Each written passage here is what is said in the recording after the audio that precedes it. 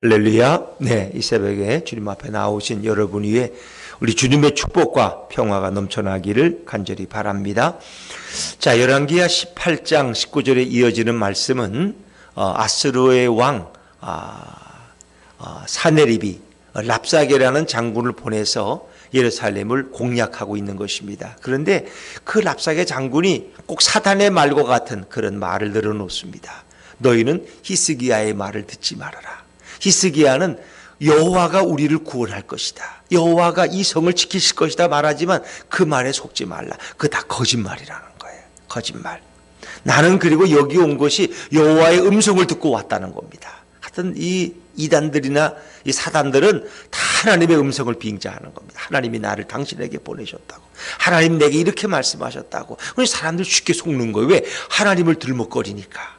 여호와 하나님의 음성을 들으면 그 대단한 수준인데, 내공이 깊은데, 이래서 우리는 일단 그냥 끌려 들어가는 거예요. 왜? 난 하나님의 음성을 못 들으니까. 근데 그분은 하나님의 음성을 듣는다는 거야. 그럴 때 사람들은 쉽게 넘어갈 수 있어요.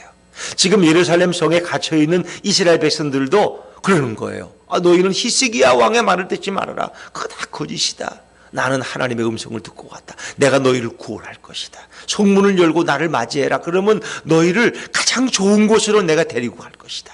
일 안 하고 먹고 살 수 있고 풍요로운 곳이고 열매가 맺고 이런 천국 같은 곳으로 내가 너희를 인도할 거야. 그러니까 빨리 문을 열고 항복하라는 것입니다. 그리고 너희 여호와가 우리 아수르 왕의 손을 이길 수가 없다는 거예요. 왜? 아수르 왕이 가는 곳마다 다 그 백성들을 정복했는데 그들의 신도 아수르 왕을 막을 자가 없다는 거예요. 너희가 믿는 여호와도 아수르 왕에게 이길 수가 없다는 거예요. 아수르 대왕은 그것이 신을 능가하는 힘을 가지고 있으니까 감히 누가 아수르 왕에게 대항하겠느냐, 이런 거예요. 이러니까 그 말을 듣고 국내 대신 엘리야김이나 서기관 셈나나 사관 요한이나 그냥 너무 참담해서 옷을 찢고 괴로워하는. 왜? 그가 하나님을 모독하기 때문에. 그리고 이제 그 말을 히스기야 왕에게 전했어요. 히스기야 왕에게 지금 이런 말 하는데 어찌하면 좋습니까? 그 히스기야 왕도 그 말을 듣고 너무 참담해서. 왜? 하나님을 모독하는 말을 저들이 막 늘어놓으니까 그게 너무 괴로운 거야.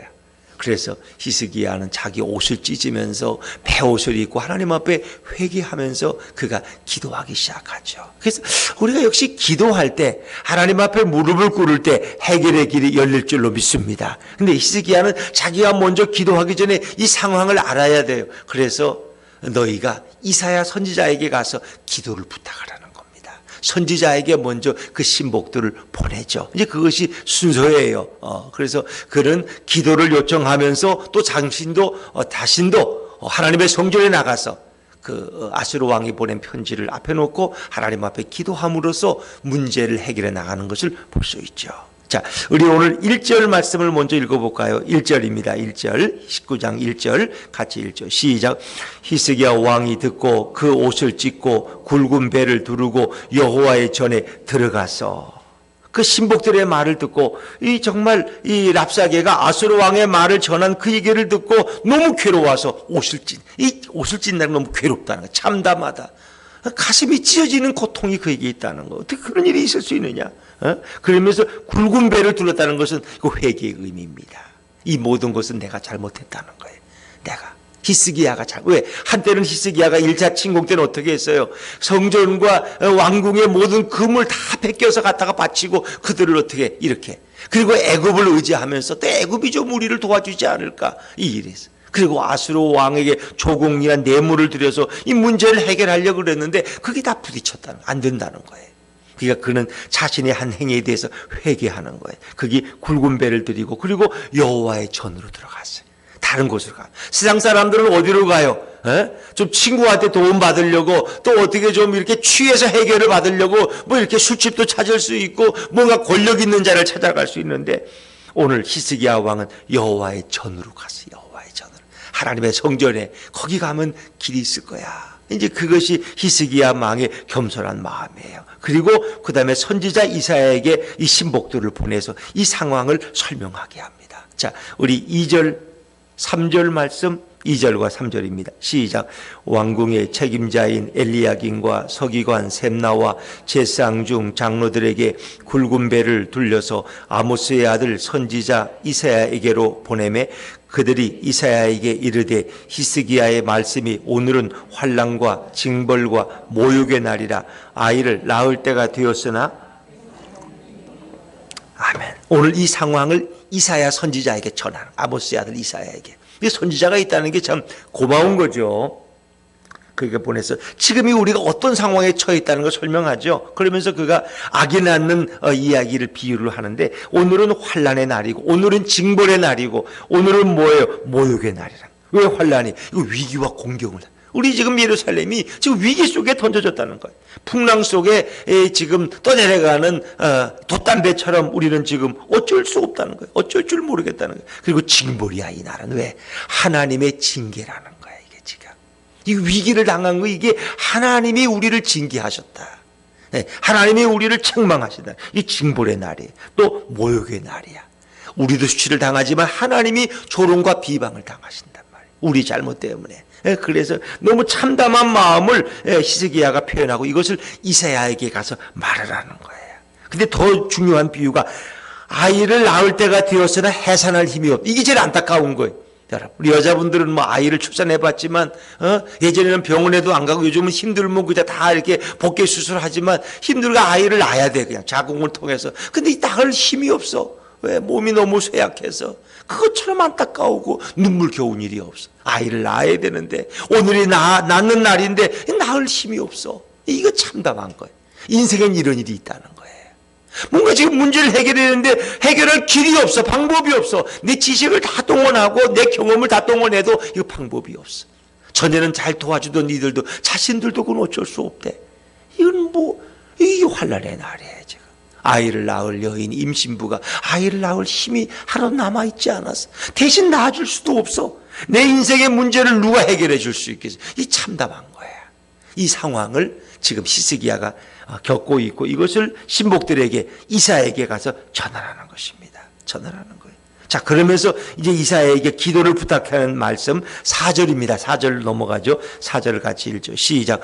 랍사게가 그의 주 아스로 왕의 보냄을 받고 와서 살아계신 하나님을 비방하였으니 당신의 하나님 여호와께서 혹시 그의 말을 들으셨을지라. 당신의 하나님 여호와께서 그 들으신 말 때문에 꾸짖으실 듯하니 당신은 이 남아있는 자들을 위하여 기도를 부탁하라. 당신은 이 남은 자들을 위해 기도하소서. 기도해달라. 기도를 부탁하는 거죠. 그래서 이 기도를 부탁하는 것은 함께 기도에 동참해달라는 그런 의미도 있지만은 지금 이 상황이 어떤 상황인지 하나님의 음성을 좀 들어주십시오. 하나님의 뜻이 어디 있는지 모르겠습니다. 나는 하나님의 뜻을 모르니까 이 상황이, 이 곤욕과 이 모욕과 참담한 날이 도대체 어떤 상황인지, 이게 여기서 우리가 이제 망하는 것인지 아니면 길이 있는 것인지, 우리가 회개하면 하나님이 도움을 주실는지 저는 이 상황이 감이 안 잡히는 거예요. 그러니까 오늘 당신은 하나님 앞에 기도해서 하나님의 뜻을 내게 좀 알려주십시오. 이렇게 부탁하는 거예요. 하나님의 음성을 들어주셔서. 하나님의 뜻이 어디 있는지 내가 모르겠습니다. 그랬더니 바로 나오는 대답이 뭐예요?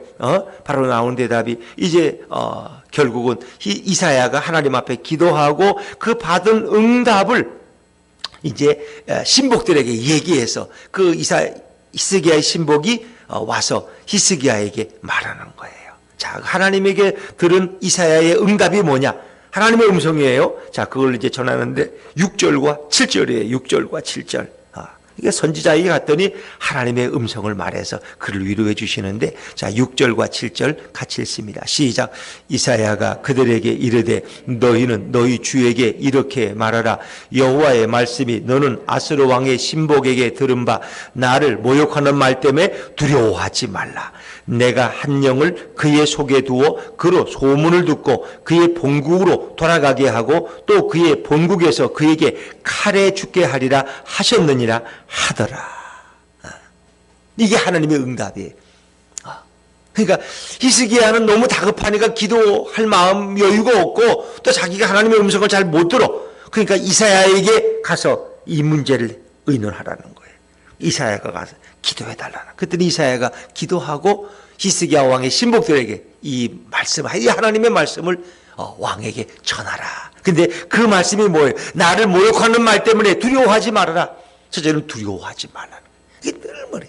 두려워하지 말라. 마리아에게 두려워하지 말라. 성경에 가장 많이 나오는 말씀이 두려워하지 말라는 거 아세요? 그 유명한 믿음의 사람이 감옥에 갇혀 있을 때 그가 너무 고통스러워서 성경을 읽기 시작하는데 성경에 두려워하지 말라는 말씀이 나오는데 자기가 세보니까 꼭 365번이더래. 1년은 365일. 아, 매일매일 하나님 우리에게 주시는구나. 왜? 우린 늘 두려움에 빠져 있으니까. 오늘도 코로나가 혹시 또 망하는 거 아니? 끝나는 인생 아니야 오늘? 그 두려워하지 말라. 하나님 매일매일 말씀. 하나님께는 길이 있다는 것입니다. 그러면서 하나님 주시는 그 예언의 말씀이 뭡니까? 하나님이 한 영을 그 아수르 왕의 마음에 둘 거라는 거예요. 거짓된 영이 와서 소문을 듣게 하는 거예요. 그 소문이 헛된 소문이야. 그게 예를 들면 내가 지금 전쟁터에 나와 있는데 내 아들놈이 나를 반역해서 나를 지금 왕이 되려고 그러는데 이 헛된 소문을 들으면 가만히 있을 수가 없죠. 아수르 왕. 쫓아가 전쟁하다 그냥 가는 거야. 실제 그래. 실제 가요. 갔는데 결국 아들에 의해서 죽임을 당하는 거예요. 예, 아수르 왕이. 그래서 죽게 된다는 거예요. 그러니까 아수르 왕은 하나님의 도구로 악한 도구로 쓰임 받았지만 그 결과는 뭐예요? 죽는 거예요. 그러니까 악인들은 다 그런 거예요. 악인의 길이라는 거는 다 악한 도구로 쓰임 받아. 사단의 대수 하수인 역할을 하다가 결국 비참한 인생으로 끝나는. 그러니까 악인도 회개하면 길이 있는 줄로 믿습니다. 근데 악인이 그냥 악의 도구로만 쓰임 받고 이렇게 하다가 그냥 가면은 그 지옥에 떨어지는 거예요. 그럼 그걸 아셔야 돼요. 그러니까 하나님은 하나님의 백성들을 늘 훈계하고 그들을 연단시킬 때 악인들을 들어서 도구로 사용했어요. 근데 악인들은 이 불행한 거야. 그러니까 우리가 이렇게 악의 도구가 안 된 걸 여러분 감사해야 돼. 제일 불쌍한 사람이 누구? 12제예요. 제일 불쌍한 사람이 누구예요? 가룟 유다. 똑같은 제자인데 다른 사람들은 다 베드로 사도가 되고 요한 사도가 되는데 가룟 유다는 그냥 악의 사도가 돼가지고 그냥 사탄의 하수이 돼서 결국 예수님을 은삼중에 팔아먹고 그리고 너무 괴로워가지고 그냥 그래가지고 목매달아 자살하는 거 끝나잖아. 그러니까 이게 불행한 거예요. 우리가 잘못해도 회개하면 길이 있는 줄로 믿습니다. 베드로도 뻔뻔스러운데 그 예수님을 내가 모른다고 저주하고 맹세까지 하면서 3번이나 부인했는데 무슨 낯짝으로 예수님 앞에 나와. 그런데도 그가 회개하니까 하나님이 그를 대사도로 사용시키잖아요. 그러니까 우리가 악한 도구로 쓰임받는 인생들이 가장 불쌍한 인생이에요. 여러분은 선한 도구가 되고 복음의 도구가 되고 빛의 도구가 되시기를 주의 이름으로 축원합니다. 이게 중요한 거예요. 그런데 이 아수르 왕은 이 악의 도구가 돼서 이스라엘을 위협하고 북이스라엘을 멸망시키지만 결국은 자기 아들에 의해서 죽는 거예요. 그게 그의 마지막. 그러니까 이사야는 하나님의 음성을 듣고 히스기야에게 위로를 주는 거예요. 위로를. 그리고 이제 그런 과정 속에 다 설명할 수 없지만 아수르 왕이 랍사게 편에 또 편지를 보냈어. 그 편지를 또 가지고 와서 너희는 이제 예루살렘 왕의 말을 듣지 말아라. 너희의 예루살렘은 결국 다 망할 것이다 하는 거짓된 편지를 가지고 왔어. 하나님을 모독하는. 그러니까 히스기야가 그 편지를 들고 하나님의 성전에 올라가는 거예요. 거기 가서 이제 이번에는 또 히스기야가 또 기도하기 시작해요. 자, 14절, 15절 같이 읽죠. 시작. 히스기야가 사자의 손에서 편지를 받아보고 여호와의 성전에 올라가서 히스기야가 그 편지를 여호와 앞에 펴놓고 그 앞에서 히스기야가 기도하여 이르되 그룹들 위에 계신 이스라엘의 하나님 여호와여 주는 천하 만국의 홀로 하나님이시라 주께서 천지를 만드셨나이다. 그는 그 사자의 손에서 받은 그 편지, 하나님을 조롱하는 그 편지. 어떤 신들도 아수르 왕의 손에서 그 백성을 구원한 자가 없다. 너희 여호와도 마찬가지다. 이제 이렇게 하나님을 조롱하는 이 편지를 들고 성전에 올라가서 성전에 펴놓고 하나님 앞에 나가 기도하는 거예요. 인생의 문제 앞에서 우리는 하나님 앞에 나와야 할 줄로 믿습니다. 제가 전에 그 노원구 공릉동의 공릉교회라고 공릉역 앞에 있는 그 오래된 교회인데 거기서 부목사 할 때 어떤 그분들이 늦게 이렇게 예수님께 돌아왔어요. 근데 그분이 건축하는 분인데 이렇게 이제 건축이 자꾸 이렇게 수주를 받아야지 뭐가 이게 일이 되고 자기가 살림이 회복되는데 이게 뭔가 들어오는 게 없는 거야. 근데 마침 어떤 이제 그 공모를 해가지고 자기가 설계도를 만들었어. 근데 뭐 거기 지원자가 여러 명이니까 자기 설계가 당선된다는 보장은 없어요. 자기가 건축을 하게 될지. 근데 그분이 이제 너무 안타까우니까 하나님 앞에 나와서, 성전에 나와서 이렇게 설계도를 가지고 와서 펴놓고 하나님 앞에 기도하는 제가 그런 모습을, 뭐 그 결과가 어떻게 되는지 제가 그까지는 확인을 못 하겠어요. 근데 그분 그런 분도 있더라고요. 설계도를 들고 하나님 앞에 나와요. 하나님, 이번 이 건축 제가 해야 됩니다. 저에게 주십시오. 근데 하나님이 뭐 참 귀하게 여기서 주셨는지 아니면 그가 회개할 게 더 많아서 좀 더 기다리게 하셨는지 제가 그까지는 결과는 모르겠어요. 그러나 여러분, 그런 마음, 내 인생의 문제를 하나님 앞에 갖다 펴놓고 회개하면서 주님의 도움을 구하는 그 자세를 주님은 얼마나 기뻐하시겠느냐. 오늘 히스기야도 하나님 앞에 15절에 기도하는데 그분은 먼저 어떤 기도를 시작해요? 찬양으로 시작해요. 기도는 찬양으로 시작하는 거예요. 15절 중반절에 보니까 주는 누구예요? 천하 만국의 홀로 하나님이시라. 여호와 외에는 신이 없다는 거예요. 주께서 천지를 만드셨나이다. 천지를 창조하신 하나님을 이름을 고백하면서 기도하는 거예요. 우리 주기도문에도 이 하나님을 찬양하는 기도가 있다는 거 아시죠? 하나님에 계신 우리 아버지의 이름이 거룩히 여김을 받으시옵소서. 하나님의 이름이 거룩히 여김을 받는다는 것은 뭐예요? 하나님을 찬양하는 기도예요. 여러분의 기도는 주님을 향한 찬양으로 시작하시기를 주 이름으로 축원합니다. 그래서 제가 어떨 때 기도할 때 예수님을 찬양합니다. 주님을 이거 뭐 주님을 찬양, 하나님 찬양 똑같은 거예요.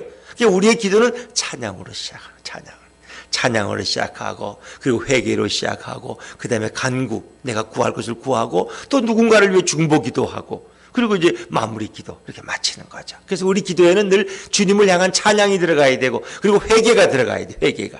그리고 이제 거기에 우리의 간구와 또 누군가를 위한 중보기도도 들어가는 거죠. 이런 요소들이 주기도문에 아주 이렇게 잘 돼 있잖아요, 여러분. 그래서 히스기야는 그런 마음으로 하나님 앞에 창조주 하나님을 찬양하면서 기도를 시작하는 거죠. 그래서 16절의 기도를 보면 마치 하나님이 꼭 사람인 것처럼 귀를 열어서 좀 들으시고 눈을 떠서 보시옵소서 하면서 그가 고백하는데, 자 16절 말씀 한번 더 읽어볼까요? 16절입니다. 시작. 여호와여 귀를 기울여 들으소서.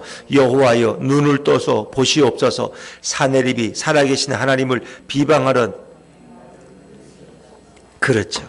우리가 이것을 이제 신학적으로 동성신인, 신인 동성론이라 그러는데, 하나님은 영이시니까 형상이 없어요. 이런 우리 인간의 모습처럼 눈과 귀가 없어요. 그러나 마치 하나님을 인간의 모습처럼 생각하면서, 하나님도 다 들으시고 하나님도 보시니까 우리가 형체는 볼 수 없지만, 그러니까 하나님의 귀를 열어서 제 기도를 좀 들으시고 눈을 떠서 이 참담한 상황을 좀 보시옵소서. 너무 실감나게 기도하지 않습니까? 마치 하나님이 옆에 계신 것처럼 그런 기도하는데, 하나님에 대한 고백이 뭐예요? 살아계신 하나님을 비방하러 보낸 말. 하나님이 어떤 분이에요? 살아계신 하나님. 여러분, 하나님은 오늘도 살아 역사하시는 줄로 믿습니다. 하나님은 살아계신 하나님, 살아계신 하나님. 근데 감히 이 사내립이, 이 아수르의 장군이 사내 아수르 왕이 이 살아계신 하나님을 비방하고 있다는 거예요. 살아계신. 또 16절에도 살아계신 하나님이라는 표현이 있지만은 우리가 19장 4절에도 그가 보냄을 받고 와서 살아계신 하나님을 비방하여 싸우리. 하나님은 어떤 분이야? 살아계신 하나님. 시퍼렇게 살아계신 하나님이 오늘 여러분을 보고 계신 줄로 믿습니다. 우리의 기도를 들으시고 우리의 참담함을 보고 계신 그 살아계신 하나님 앞에, 그 창조주 하나님 앞에 오늘 히스기야는 기도하고 그 하나님 앞에 기도하도록 이사야에게 부탁하는 거예요. 그리고 마지막 19절은 이제 하나님이 우리의 기도를 들으셔서 우리를 그 아수르의 왕의 손에서 구원하시고, 그래서 온 천지 만물이 오직 하나님만이 홀로 영광 받으실 신인 것을 알게 하옵소서. 이 마지막 기도의 응답의 결과는 뭐예요? 하나님께 영광이 되도록, 하나님이 홀로 유일하신 하나님이심을 온 천하 만국 백성이 알게 하옵소서. 그렇게 그는 하나님의 영광을 위해서 기도하고 있습니다. 그래서 오늘 말씀에 가장 중요한 것은, 오늘 히스기야가 성전에 올라가서 기도한 것도 너무 중요하지만 그가 이사야에게 와서 기도를 부탁하는 거예요. 자기 사자들을 보내서 이사야에게 기도를 부탁하는 거예요. 여러분, 이사야에게 가서 기도를 부탁하니까, 이사야에게 먼저 가니까 문제가 해결됐어요, 안 됐어요? 해결된 거예요. 여기서 오늘 이사야의 이 사역, 그가 한 이 사역은 이 땅에 오실 예수님이 하실 사역을 우리에게 보여주고 있는, 예수님은 하나님과 우리 사이에 중보자로 오신 거예요. 하나님이 그분이. 그래서 우리가 신약 시대에 성경에 보면 많은 사람들이 문제를 가지고 누구에게 와요? 예수님께 와요. 예수님께. 백부장은 자기 12살짜리 딸이 막 죽어가니까 내 딸을 고쳐달라고 그 문제를 가지고 왔어요. 또 가난한 여인은 자기 딸이 귀신 들려가지고 너무 괴로워하니까 자기 딸을 위해서 예수님께 와서 또 왔어요. 그때 예수님이 처음에는 쉽게 응하지 않지만은 나중에 그 여인의 믿음을 보고 칭찬하시면서 정말 처음에는 뭐 자녀에게 줄 떡을 개들에게 줄 수 없다 이랬더니 개들에게 줄 떡도 좋습니다. 부스러기는 먹지 않습니까? 하는 그 믿음을 보시고 예수님이 너무 기쁘게 그 딸의 문제를 해결하죠. 그 소경인 시각장애인 바디메오는 예수님께 와서 내가 보기를 원합니다. 문제를 가지고 온 거예요. 마리아도 나사로가 이렇게 오빠 나사로가 죽으니까 예수님께 전가를 보내서 우리 오빠 나사로가 죽었습니다. 또 어떤 여인은 하열 증세가 멈추자 12년 동안 많은 의사들에게 괴로움을 당하다가 문제가 안 되니까 예수님께 와서 그의 옷깃에 손을 댔는데 결국 문제가 다 해결받은 줄로 믿습니다. 그러니까 이사야에게 오면 길이 있어요, 없어요? 길이 있는 거예요. 그 얘기는 바꿔 말하면 이 땅에 오실 예수님께 오면 모든 문제가 다 길이 있다는 거예요. 예수님께는 방법이 있고 예수님께는 길이 있고 예수님께는 해결책이 있는 줄로 믿습니다. 그걸 우리에게 보여주고 있는 거예요. 이사야를 통해서. 그러니까 아하스 왕, 그의 아버지 아하스 왕은 이사야 말을 안 들었어. 하나님께 구하십시오. 아이고 나는 기도 안 할래. 그래도 결국 망한 거고. 히스기야는 겸손하게 문제를 겪을 때마다 이사야에게 사람을 보내서 기도해 주십시오. 하나님의 뜻을 알아봐 주십시오. 하나님의 음성을 들어주십시오. 이 겸손함. 그러니까 겸손한 사람들만이 예수님께 온 거야. 그렇죠? 예수님께 와서 자기 문제를 부탁하니까 예수님이 그들의 문제를 다 해결하시고. 예수님이 해결하지 못한 문제가 있어요? 없어요. 풀지 못할 문제가 예수님께는 없어요. 왜? 그분이 바로 하나님이시니까. 그분이 천지를 창조하신 분이고 그분이 생명의 주관자이시니까.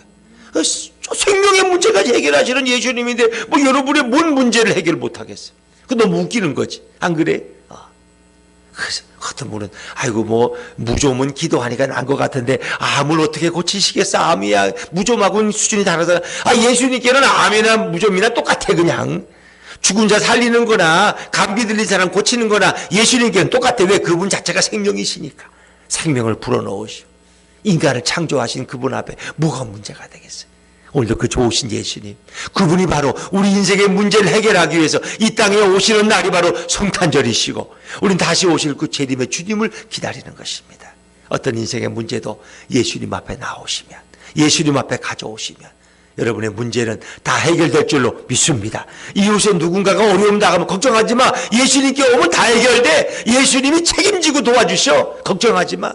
만약에 안 되면 내 집에 장을 지죠. 이렇게 말하셔도 돼. 이거 하나님의 약속이니까. 너는 내게 부르짖으라. 내가 내게 응답하겠고 내가 알지 못하는 크고 비밀한 일을 내게 보이리라. 길이 있다는 거예요.